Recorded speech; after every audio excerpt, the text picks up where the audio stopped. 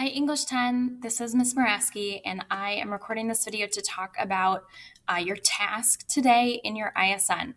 We're going to compress some of the pieces of the lesson to be a little bit more seamless as we move forward.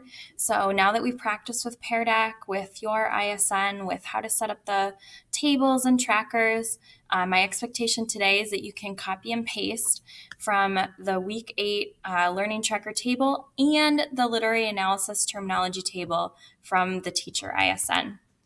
So the first thing you want to do is open up the Teacher ISN from this link here.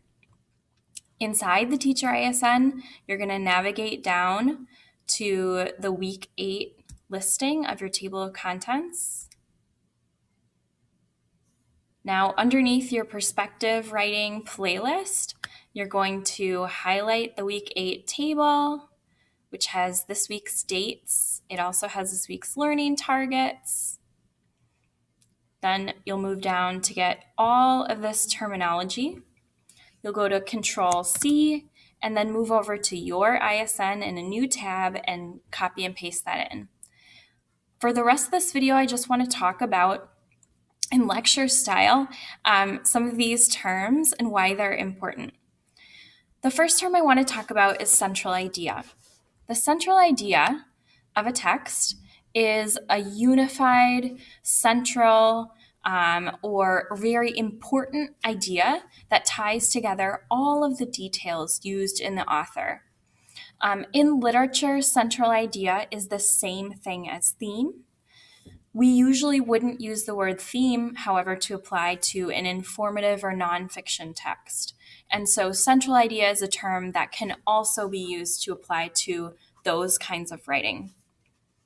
The central idea can be thought of as a universal generic truth about what it is to be human. Similarly, theme, our second definition, is a statement about the world and how the author views our human existence. Theme shouldn't include character names, and it should be broad and not specific. It should be something that could apply to everyone or to the large majority of the human population. The rest of these terms, I assume you have some familiarity with, so I'll just go over them quite briefly as they're terms that I'm including because they'll be really useful to you as you're writing about your student choice novel this week. The first set of terms here is the 6 different kinds of conflict. These first 5 kinds of conflict are all external conflicts.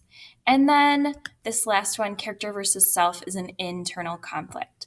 I want to go out on a limb and say that probably all literature and all art has an external conflict, so one of these top 5 or more, and also an internal conflict. Next, underneath, you can see definitions for protagonist and antagonist, which are the ways I want you to refer to the main characters and opposing characters in a story. We have plot with some information about plot. Where did this come from? Who kind of made this idea of where a plot line comes from? The 5 different most common parts of plot: exposition, rising action, all these things lead to the climax.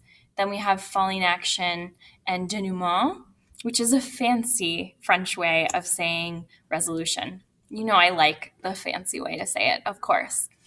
So something notable is that the conflict is often thought of as like the most suspenseful or the most action in a plot, but it might not be, depending on what kind of conflict you have identified that you're going to write about.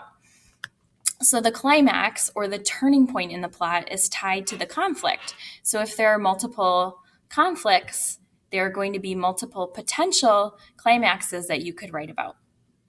Next, these 4 terms at the bottom are just useful terms for you to consider as you write.